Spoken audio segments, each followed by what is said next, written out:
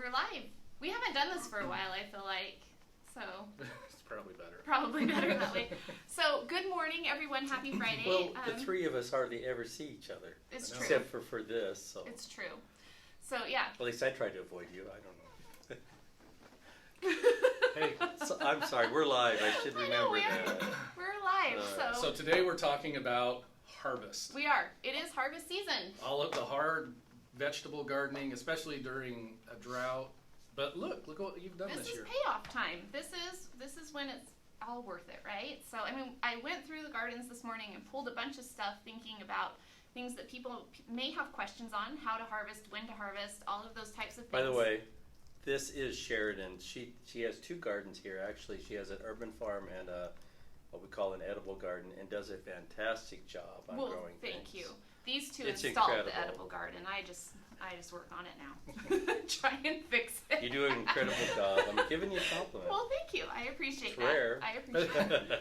It's kind of interesting, though, that people that haven't gardened before, we take for granted that we know when to pick things. We do. And I get calls in the extension office all the time. When do I know that X, Y, or Z is ripe? Right. So we're just going to go through and give little tips and tricks. Right. And if you guys have questions and you're tuned in, feel free to write your questions in the comments. We have Cody behind the camera, and he will let us know that you have a question, and we'll try and get to your questions today. But yeah, let's just start kind of going through how to harvest stuff. How do you know when it's ripe? Okay, so let's just start with some fruit really quick on the edges, and we'll work towards the veggies. Okay. So apples actually have a long season of harvest, and it depends on the variety. There's early varieties, even summer apples, and then there's some that go way late. And there's an old wives' tale that you need to have a hard frost before the apples get sweet, and that's not true. It's actually dependent on when they ripen. So there's a window. This, for example, is a Golden Delicious. Mm-hmm. And if you look up the literature, it'll tell you that right about now is when they start getting ripe. It's true. And we harvested them in the edible demonstration garden, the orchard behind it, this week for the first time. So in Cache Valley, where I'm up in a colder climate, there's actually apples we can't grow. Mm-hmm. The tree will grow fine, but the apples won't. We don't have a long enough season. Right. So Yeah. Granny Smith or Fuji or Ambrosia, some of the really fancy late apples, we can't grow because they won't ripen. Yeah. And it's kind of like pink ladies for us. They set on the tree, but we just don't quite get there. And cameos can be the same way. They're very, very late. So if you want to make sure you're getting your apples in time before we have some of these really hard frosts that will destroy the integrity of your fruit, then you want to look at varieties and when they ripen. And the best way to tell if an apple is ripe? That's why he sat there, is because he wanted to eat it. And It's a little tart. It's a little tart, yeah. Not quite. Sugars aren't quite there yet. So how they ripen is actually, while you're trying ahead. to While keep you're that joking. down, how they ripen is actually really, really interesting. So inside the fruit, they have these long chains of carbohydrates, and our cool nights actually help break down those carbohydrates. He's always calling me a nerd.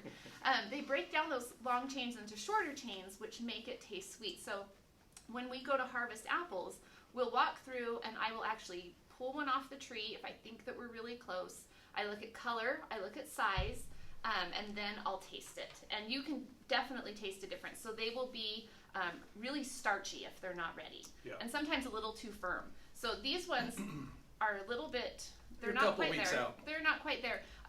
This is a larger tree that I pulled these off of. So on some of the smaller rootstocks, they're actually ready. So it can be very dependent on rootstock as well. And sometimes Mother Nature will tell you Mm-hmm. they'll start dropping apples naturally.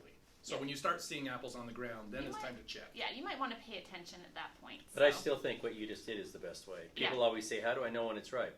Eat it. eat it. And If it tastes good, it's ripe. and if it's not great, spit it out. Yeah. You don't have to Throw it finish down. Usually trees have quite a few apples, so you can. Yeah, absolutely. So let's pop over here. What have you got over there, Jerry? I've got pears.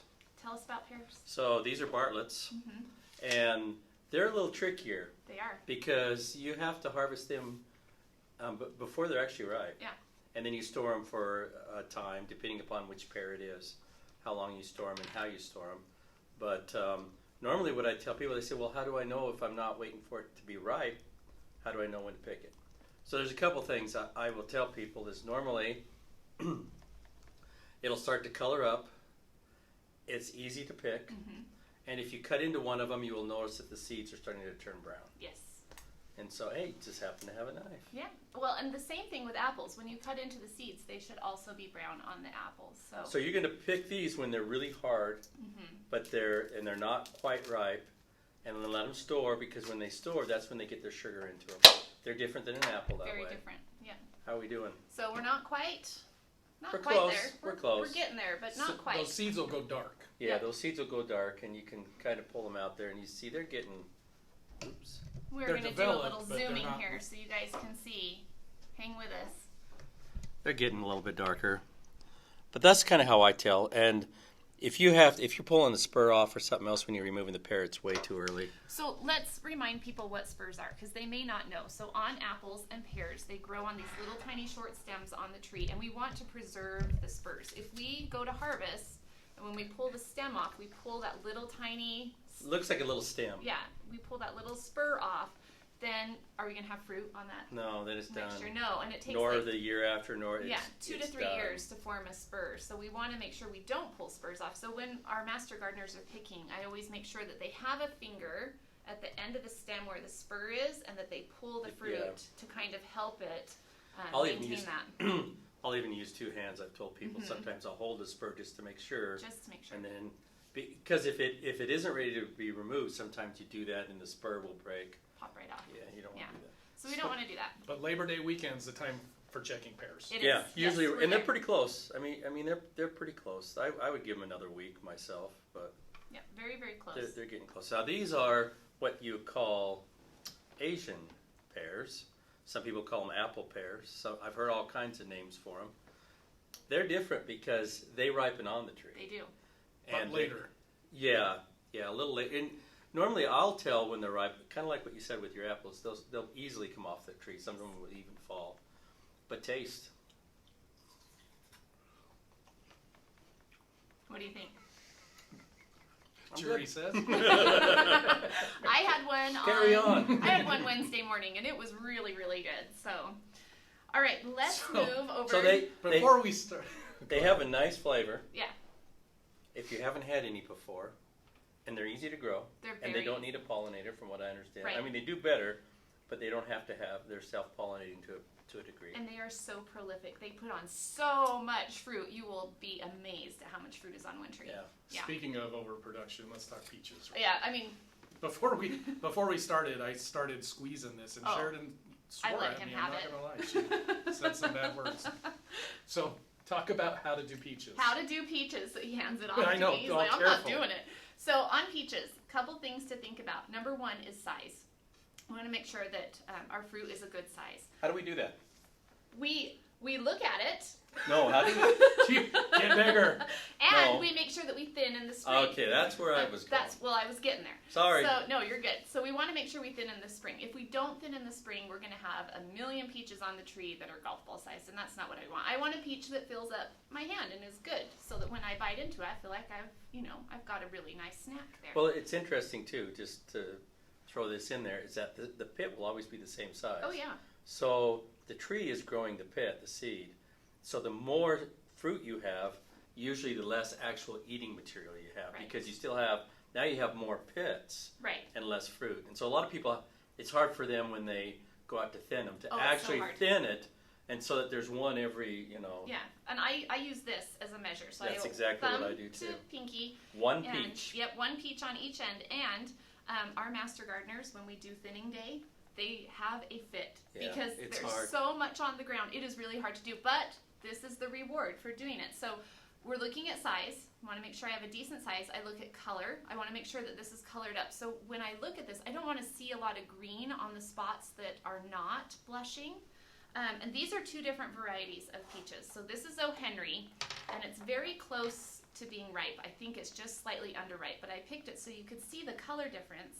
This one is early Alberta. So if you don't know what kind of tree you have and what color it's supposed to be when it's ripe, it can kind of throw you off. And if you've got multiple trees going from tree to tree, you've got to remember that you're switching varieties, because they will be different. Now, the early Alberta is not quite there either. These will both be ready next week, I think, but you can see there's a little bit of green on it. And the other thing you can do is taste. And they don't have to be soft. So like JD was squeezing them, and I was like, don't do that, because what happens when we squeeze them, JD? They bruise. They bruise. Whatever. So a way to get these off the tree, because the stem is really short, and usually you can see there's a branch that goes right here. I thought you were going to give me bunny ears. No. There's a branch that goes right here. If I twist this on the tree, I'm going to ruin the whole top. So they're a little crispy, not quite there. But I'm going to ruin the whole top if I twist this. So what I do is I usually will put 2 fingers up underneath where the branch is and very lightly pull down in order to get that off the tree.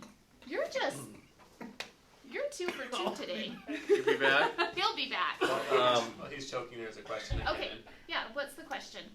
Is it too late in the year to plant a peach tree? No, fall's a great time to plant. I think it's the best. The problem that you run into is finding one. Right.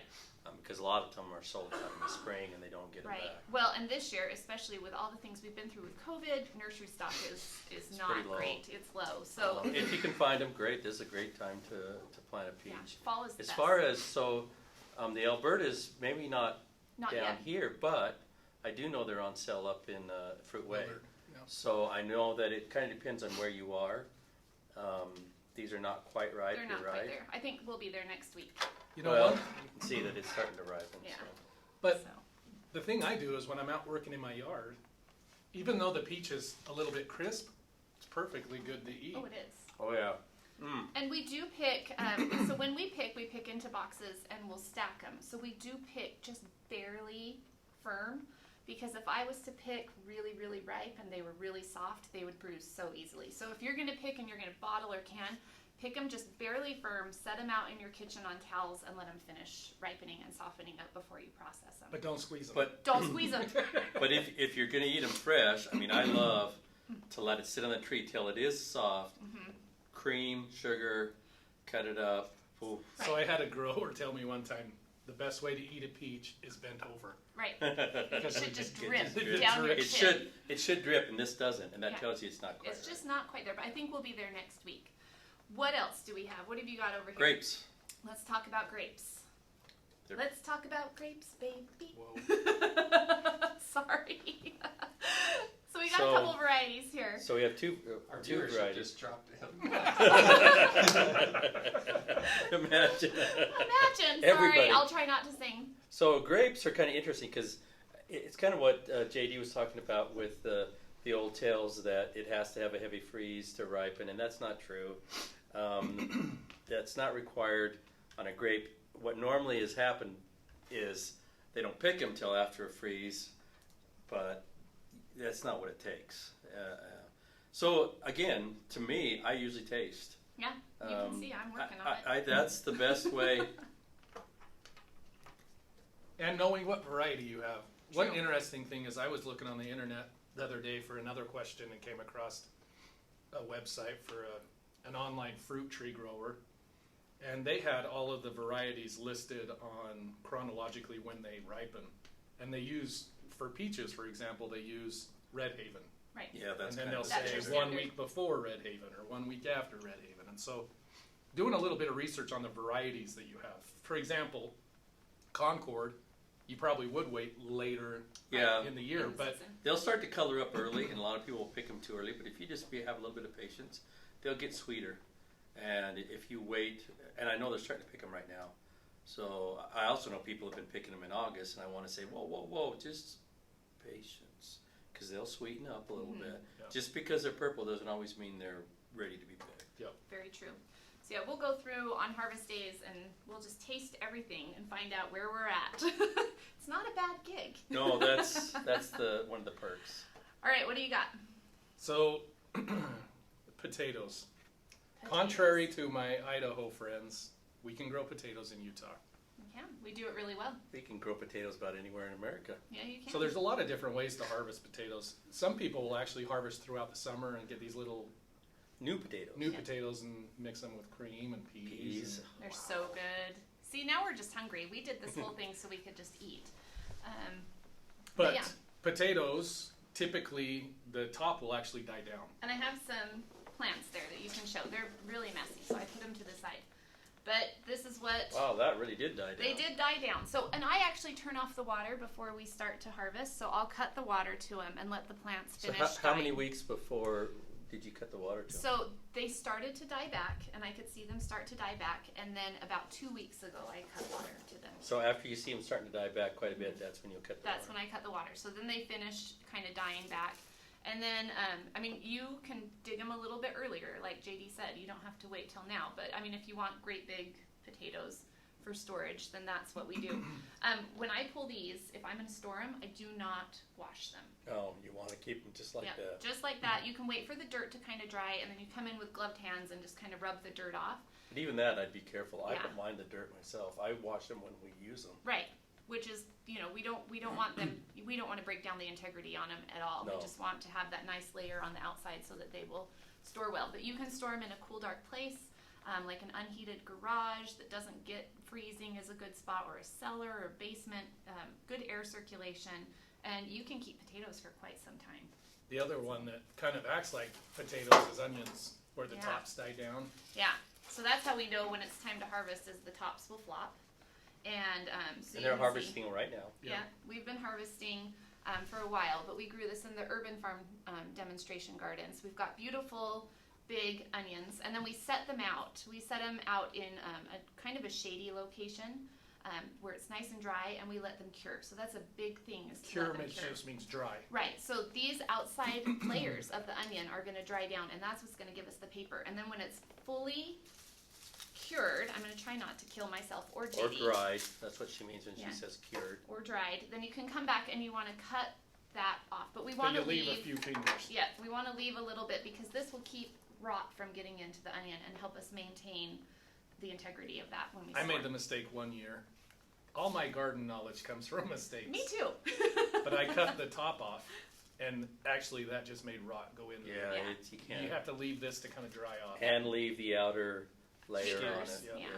And that's kind of the same thing that we run into with garlic. So our tops don't So, necessarily so flop. before you leave Okay. the onion, you talked about just setting them out. I don't think people understand sometimes. You literally, I know that they're just sitting in between your sheds over They here. are. You literally just pick them out of the ground, leave them with a little bit of dirt on them. Mhm. You're not cleaning them, and you're just setting them so there's a little bit of space, a little Yep. bit of air Little between them, airflow. and you just set them out there. And I've also noticed that it's rained when you've had them out there, and it's no big deal. It's no big deal. If it does rain, I let them sit until they're dry Until again. they're dry again, yeah. So, I mean, they'll sit out there for quite some time, and that's 2 to 3 okay. weeks is what Yeah. I've noticed. Yeah, we leave them for quite a while. So this is a nice soft neck garlic that we grew this year. And, you know, it's kind of the same process. We'll pull them, and then I set them in between those sheds again. They're right next to the onions. Yep, right next to the onions, and they dry down really well over a couple of weeks, and then I come back when we're finished, and we'll clip off some of the roots. So you'll see, I mean, it's kind of like the leek. We'll have lots of roots. We'll clip off those roots and just kind of clean it up, pull any big clumps of dirt off of it, and then we store it in a nice, cool, dry place again. I've also noticed that sometimes you'll store them in your shed where you'll tie the tops or Yeah. braid the Yes, tops you can together. braid. Yep. So when That looks cool too. it does look cool. So once you pull them, about a week after you pull them, the tops are still flexible enough to braid, but not so wet that we're going to have problems. So you can go back about a week later, 5-7 days, and braid the tops if you So- want to. This might sound elementary to you as the vegetable guru, but I learned the hard way that there's hard neck garlics. You Right. can't braid You those. can't braid those. Because there's that big stalk in the middle. There is a big stalk in the middle. So hard neck, so this is the neck of the garlic. So hard neck, you really can't bend it. And this is a soft Soft neck, neck. and it's bendable. It doesn't put up a really tough stem where the hard necks do. Soft neck stores a lot longer than hard neck. So if you grew both, you want to eat your hard neck first and then move to the soft neck. And I didn't realize how many varieties of So garlic. many. You can go down, so you talk about going down a rabbit hole. You can go down a serious rabbit hole. And we have some good growers in Utah. We actually. do. And we Different- grow garlic really well. Look at how Yeah, big we that do. is. That is beautiful. That is a gorgeous garlic bulb there. And you might want to just say that also can be in a couple of weeks, maybe a month, replanted. Some Right. parts of it, Right. the And knuckle. yes, and this is what we're storing it for, is for replanting. So we will start to plant this in October. And you won't plant the whole No. bulb, will you? We'll break it apart into individual cloves. Cloves. And okay. I've got a couple of videos that we've done through USU Extension and Garden Guys and Gal on how to plant garlic. So you guys can look that up if you are curious about it. And we may just do another video on it and hit it again just so you guys can see. All right, what else have we got? Eggplant. We've got eggplant. 2 different types. Yeah, so this is a Thai purple ribbed, and this one is Millionaire. And how do we know the eggplants are ready? They never are. I don't know. I don't eat them. Oh, so number 1 is size. I don't want, so knowing that this Millionaire is a long skinny variety, I don't want it to be great big. Yeah, I was going to say it's kind of like a zucchini sometimes too. Is you want to Smaller. get it when it's soft, Yep, and you want to get it when it's. And I agree with you. If you know the variety, that helps. right. Because then you know about how big it should be. You let it get too big, and They're awful when they're big. yeah, I was going to say you want to keep it small. Right. And I normally this is what I would grow. Mm-hmm. Not too many of these. Just personal preference. Yeah, and it's personal preference, and it's a lot of cultural preference too. So if you know anything about eggplant, there are hundreds of varieties. There A are lot of them from whites, Asia, purples, reds, yellow, orange. They come Yeah, in a all variety of different colors, colors. shapes, sizes, little tiny ones to great big huge ones. Yep. And it just really depends on what you're used to eating and maybe what you grew up with and the culture that you're from. You also want them to be nice and shiny. If they're dull, they're overripe. They're overripe. Yep. So we want them to have that really shiny. So you can kind of look at appearance. them, and if you start seeing Yeah. that. Well, and even looking at these two side by side, and this one's a little bit older, so you can see that's really good. you can see the difference, which is why I pulled both of those. So Which okay, means that this one is going to be better. probably better tasting, Than and this this is one. this is meant to be a smaller variety, so not one of those great big huge types. So really quick, I've had a lot of questions on tomatoes So this many. year. It's been a rough year for tomatoes. It has, and so what I wanted to point out is obviously tomatoes are the most commonly grown vegetable, Mhm. easy to know when they're ripe. But up in Cache Valley, we're barely getting our first set of tomatoes Right. because Why do you live there? I mean, the whole point in life is tomatoes. corridor. Garden. according to me, it's. But life is one thing I tomatoes. wanted to point out is tomatoes won't set if the temperatures are above 97, 90. 98 degrees. And what did we have all summer? I heard on the news yesterday that we had Hottest. 21 consecutive days of over 100 degrees. And we tied for our hottest summer on record again. And what happens is the pollen of the tomato aborts. Mhm. It dries out. It too dries fast. out too fast, and then that's why you don't get tomatoes in the heat. Right. So you guys missed that first round because you're so late Yep. and you're so cool. Thanks. Cool in so many ways. And then you didn't get tomato set until after the heat came down. So Right. that's kind of tough. We should mention on tomatoes that knowing when they're ripe often depends on what varieties you're growing. So you got to know what you're growing. So Can you this is squeeze them? you can. I'm just You're grounded. So you got to know the Don't color. choke again. You got to know the color that you're after. You got to know the size that you're looking for. I mean, so this is a Thorburns terracotta. It's a much smaller variety. It's orange versus this Ananon Noir, which is gigantic, fills up my whole hand, and has a variety of colors on it. So, and these will ripen on your counter. So if you pick one that's a little underripe, set it on your counter for a day or two, and you'll be fine. this one's a 3 slice per bacon. This is a 1 slice per bacon. That's right. That's right. It's all Is relative that how we to That's much. how I rate tomatoes. It's all relative to how much bacon you have and how big the tomato is. I like that. So one of the questions I'm always getting about picking them is what you had just mentioned, is if I'm expecting a frost Mhm. and it's going to kill the vine, can I pick my tomatoes, all of them, and Absolutely. ripen them? Yeah, absolutely. I get that a lot. In fact, what I will do is I take a box and then I put the least ripe on the bottom and then I'll layer with newspaper in between my layers of tomatoes. And I won't go more than about 3 deep, 3 layers of tomatoes because I don't want it to be too heavy. But I have my most ripe ones on the top and then I work my way down the box and So they as will they ripen. ripen, you just eat them. Yep. And then I've had some master gardeners that take whole plants and just hang them upside down in the I've heard, garage. yeah, I've actually done that and Yeah. had really good luck with it. Yeah, So. it works out really well. So there's a couple ways to do it. All right, what else have we got? We've got... I want to talk about leeks. Yeah, let's talk about leeks. I love leeks. Here, you talk about the leek. So this is a leek, and if you've never had a leek, it's kind of like a mild onion. It is. And I love leek soup. JD and I spent some time in Holland, and they grow a lot of leeks. And I learned to really love some leeks as a substitute for onions sometimes. If you don't like the really It's a strong little onion, more mild. yeah, then do the leek. As far as being ripe, normally what will happen is as the leek grows, some people will throw soil up Yeah. around it to get the white, to get it to blanch a little bit better than what this one is. Right. But how to know when it's harvest? It's kind of like when you're ready to eat it. Right. There really isn't it's ready to go when it's so big. I've eaten them when they're smaller, and then I've let them sit in the garden sometimes until after it freezes into November, and picked them. It's just delicious. They're really good. And we're just kind of picking based on size right now. Yeah. So we're letting some of the smaller ones size up. The ones that are great big, we're pulling out. And you're going to use this part That right area here right is there, kind of yeah. what you're going to use. But if you have not had leeks, they're easy to grow too. They're really easy to Yeah, grow. they're- You can pick up, so the easiest way I found is just picking up pre-sprouted sets, basically, and they go right into the ground. You don't have to worry about starting the seeds, and you just That's the tease them best way. apart, plop them in the ground, and they do beautifully. So, Got a question that came in. This is probably more so for JD. Someone came and picked up a plant from your free table in Logan in the middle of June. You can't remember what it was called, but it's swallowing up their garden. It's a pumpkin or a squash. It's swallowing up their garden and giving some giant white cream pumpkins. Any possible idea what it might be? I don't remember giving free plants away. But shoot me some pictures. Look up my email. It's just my first name dot last name at usu.edu, and let's correspond via email. But it sounds just like a white pumpkin.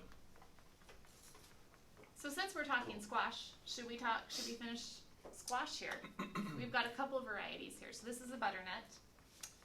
Tips on knowing One of my when. favorites. I love butter. I know, they're so good. And if you haven't had like butternut squash soup, it's really good. Or even just roasted with Ooh. butter, so I good. was going to say just some Yeah. butter.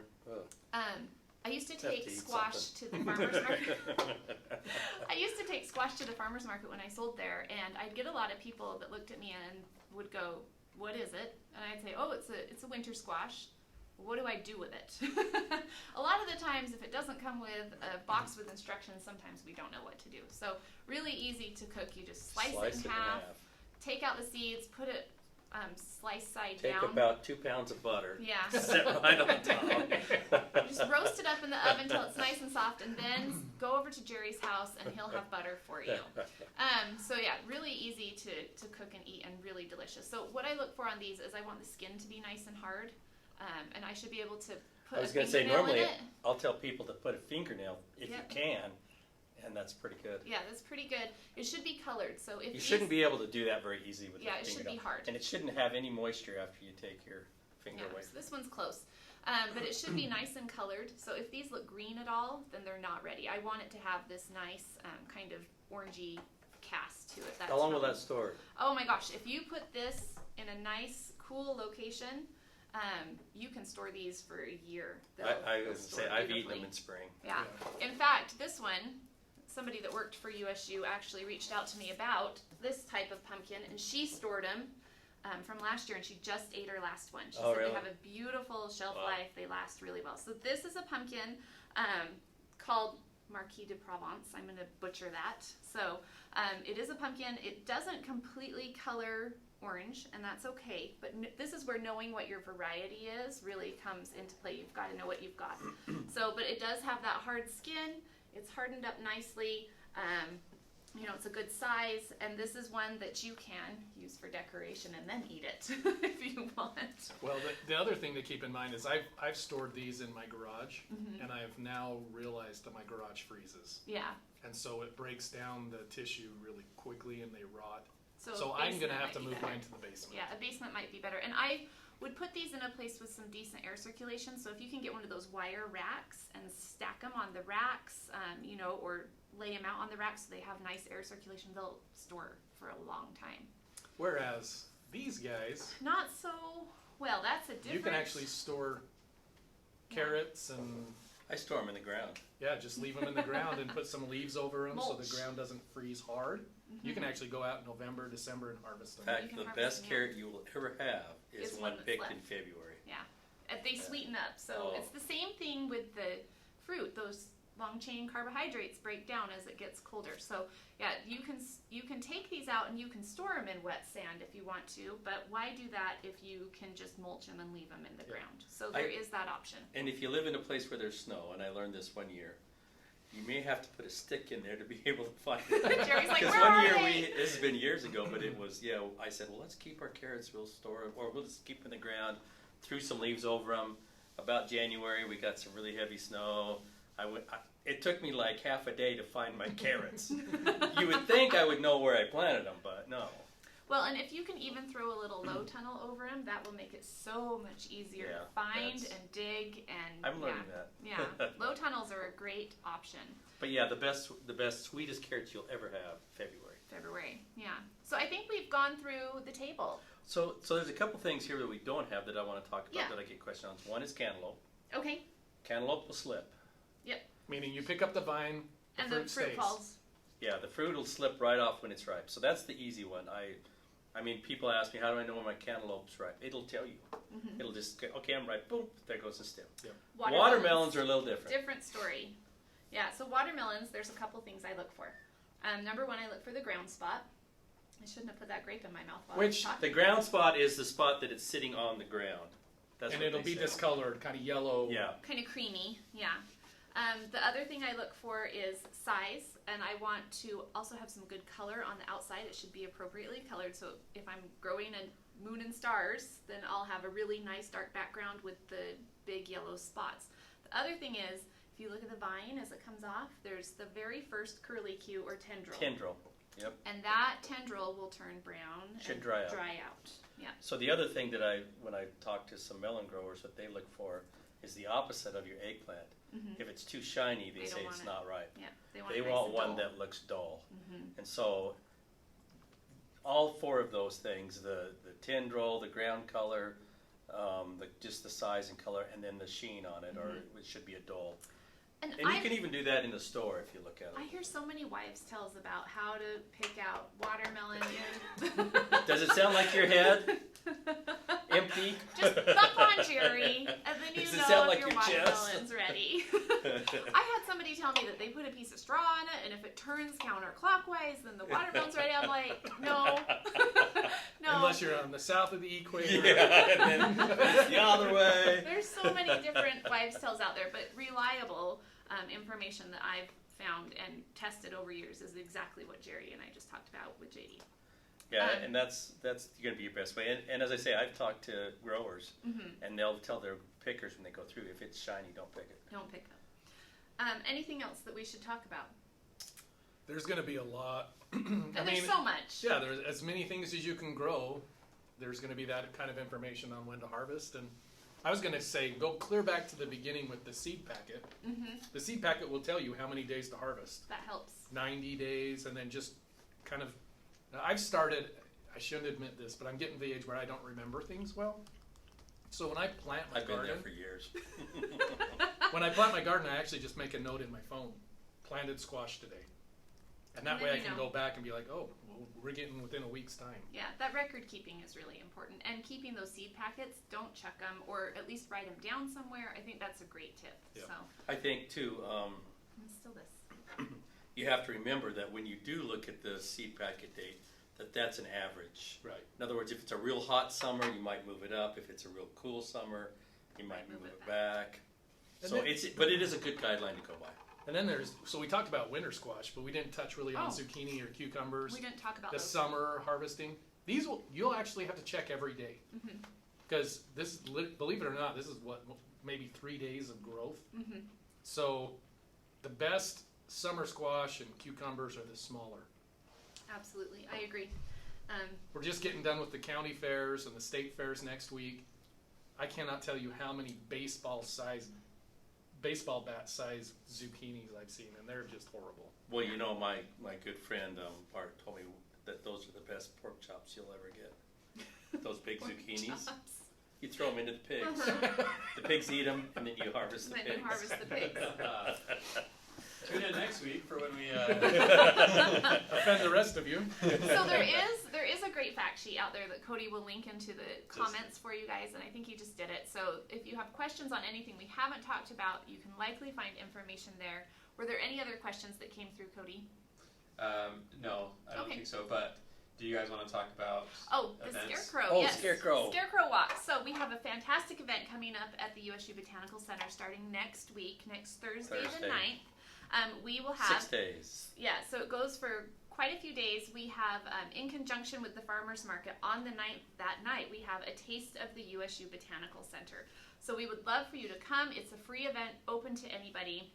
It starts at 5:30, somewhere in there. 5. We start with the farmers market. We start with the farmers market at 5, and we will have things that you can taste out of the gardens there for you. We'll have some of this. Yes, we will have some of this, and you can actually come and taste and get a feel for what we're talking about. See the gardens, walk through the brand new pollinator Ask questions garden. about harvesting or Yes, anything else. all the questions. We will have volunteers there. I'll be there. Jerry will be there running a hayride, back and forth. That's what I'm good at. Yeah, that's what he's good at. Does it have seatbelts?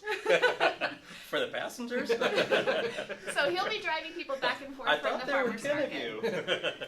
And then once you come and taste everything, you can take a nice walk through the gardens, through the arboretum, and we have community partners that are bringing scarecrows for you guys to look at. What are there, 20 of them? Yeah, Something like well, that? there's 18 community partners, and some of them are multiple scarecrows. So we have a lot of scarecrows coming next week, and you get to vote on the best one. So the best one gets a huge Somebody prize. told me that there was going to be a likeness of us. No, so we pulled it because I didn't have time. And we actually wanted people We to didn't want attend. vandalism. Or to offend people. Yeah, we want you to come. If it looks like us, you may not come. So, please come and visit us. It will be a fantastic night. We'll have food trucks, we'll have farmers market, we'll have the scarecrows, we'll have tastings, all kinds We'll of have fun. volunteers answering questions. Yeah. This is the coolest season for me. Oh, It's all the like best. harvest, and it's just the community and everybody getting together. I mean, Facebook's cool and all, but face to face is better. Face to face is much better, and we'd love And to you have meet lots all of in room person. if you're worried about, being too close to people. We have 100 acres. I'm always worried about that. That's why I'm in Cache Valley. Yes, that is true. But we have a large, so you can walk through You the can walk. arboretum, you can walk through the edible garden, Yep. and just enjoy. Yeah, and the Scarecrow Walk actually runs through the 18th. So if you can't make it on Thursday for the big opening night, it will be open for you to just walk through and see the scarecrows and vote, but we won't have the tastings any other night. So just FYI, we'd love to see you there. So that's kind of what's That's on gonna our be radar. fun. I'm It will excited. be fun. So One question came in Oh. about going back to the harvesting. Is honeydew, is that like cantaloupe? it's a little bit different.